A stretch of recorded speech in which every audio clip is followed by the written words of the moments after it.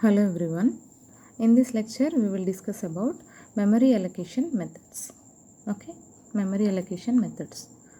Till now we dealt with memory allocation techniques only. In memory allocation techniques, continuous memory allocation we have seen, where fixed partition allocation and variable partition allocation we have seen. So in fixed and variable partition allocations, there are mainly four techniques are there. How memory is allocated either in fixed partition or variable partition. Fixed means static, variable partition allocation means dynamic. Okay, in both fixed and variable, in both static and dynamic memory allocations, there are four methods used. How memory is allocated, that we'll see today. Okay. So for both fixed and dynamic memory allocation schemes, the operating system must keep a list of each memory location, noting which are free and which are busy. So it has to check, operating system have to check every time that which memory slot is free and which is busy. According to that, it will allocate blocks or whole. Each and every block is also called as whole. Okay, so which is free, and then it will allocate to the process. Then as new jobs come into the system, the free partitions must be allocated. Whenever any new process will come for execution, the free partitions which are available in the operating system have to be allocated.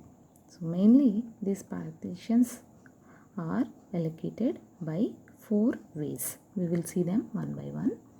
The first method is first fit memory allocation. Second one is best fit memory allocation.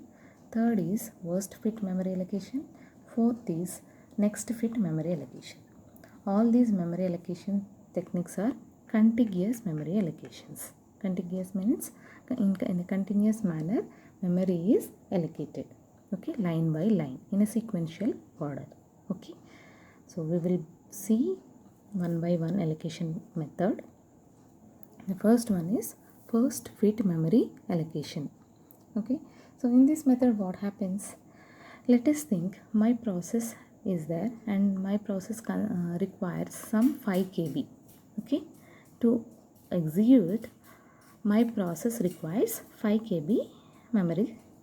Okay, so in first fit memory allocation what happens? Soon after sending, after my process gets into the ready queue, operating system will perform first fit memory allocation. In first fit memory allocation, though my process requires only 5 KB memory, it will go into the main memory and it will check the memory spaces. It will not go for all memory blocks, but soon after entering into the main memory, whatever the place is free, whatever the block is free, it will take up that block. Okay, the operating system does not search for the appropriate partition but just allocate the job to the nearest memory partition available with the sufficient size. So my process needs some 5 KB block, but here after entering into the main memory, this 7 KB slot is free. So my process 5 KB is needed. So what it will do? 7 KB is more than enough. So it will directly fit into the first memory block itself. That is called first fit memory allocation. Whenever it enters into the main memory, if first slot is free, it will take up that first slot only. It will not go for the next slot checking whether it is free or not. Let us think this 7 KB slot is busy. It is occupied by some other process. Then it will go to the 5 KB. If it is free, then it will check. Means after entering to the main memory, whatever the block is free, the first block which is free, it will get entered into that block and it will take that memory space. That is done in first fit memory allocation. Okay, first available memory with space more than or equal to its size will be taken by the process. That is in first fit memory allocation.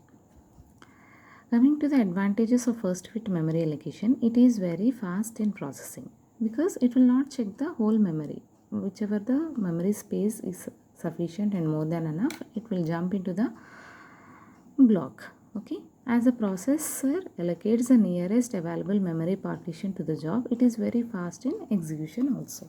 When it gets a memory block very easily, so it will also execute the program or process very fast. That is the advantage in first fit memory. There is also a disadvantage in the first fit memory allocation, that is it wastes a lot of memory.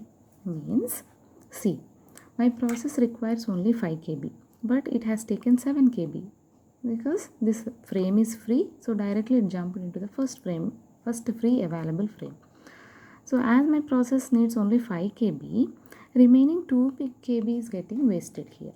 That is the disadvantage in first fit memory allocation. It just allocates the memory. As a result, a lot of memory is wasted and many jobs may not get space in the memory and would have to wait for other job to complete. So remaining processes have to wait for the memory. This is the disadvantage in first fit memory allocation. The second one is best fit allocation. Okay, so in this method what happens? Let us think my process requires some 5 KB memory space. So processor will enter into the main memory and it will check total main memory. First slot, second slot, third slot, fourth slot, all total main memory it will check. So after checking total main memory, it found 5 KB slot. And how much my process requires? 5 KB. So it will take up that 5 KB. So it will check total main memory. So that's why it will get into best fit memory allocation. Okay. So in this method, the operating system first searches the whole of the memory according to the size of the given job and allocates it to the closest fitting free partition in the memory, making it able to use memory efficiently. So it will first search total main memory and it will take the required slot for the process. Okay. Here the jobs are in the order from smallest job to the largest job. That is, if my process requires 5 KB, then that 5 KB slot is taken. If my process requires some 8 KB, then it will take the 9 KB slot, not 7 KB. Okay. Advantages of the best fit allocation. Here memory is efficient because whatever the process requires, how much memory is required, only that much KB is taken from the main memory. So minimum possible space in the main memory, making memory management very efficient. Okay, no internal fragmentation and external fragmentation is seen in the best fit memory allocation. To save memory from getting wasted, it is the best method. So internal fragmentation and external fragmentation is avoided here. Coming to the disadvantages of best fit allocation, it is a slow process. Okay, checking the whole memory for each job makes the working of the operating system very slow, and it also takes a lot of time to complete the work. See here, in best fit allocation what happens? It will search the total memory, means time is getting wasted here. Every time it will check the total memory for the correct size. So for that what happens? It becomes a slow process because in searching only time is getting wasted. So it is a slow process and it also takes a lot of time to complete the work. The third one is worst fit allocation. Okay, in this technique what happens? Let us think my process needs some 1 KB space. My process needs some 1 KB. So in worst fit allocation what happens? The processor will jump into the main memory. If it finds this 10 KB slot free, it will take the 10 KB slot only. It will not go for the remaining places. Okay, so directly it will take the largest block available in the main memory.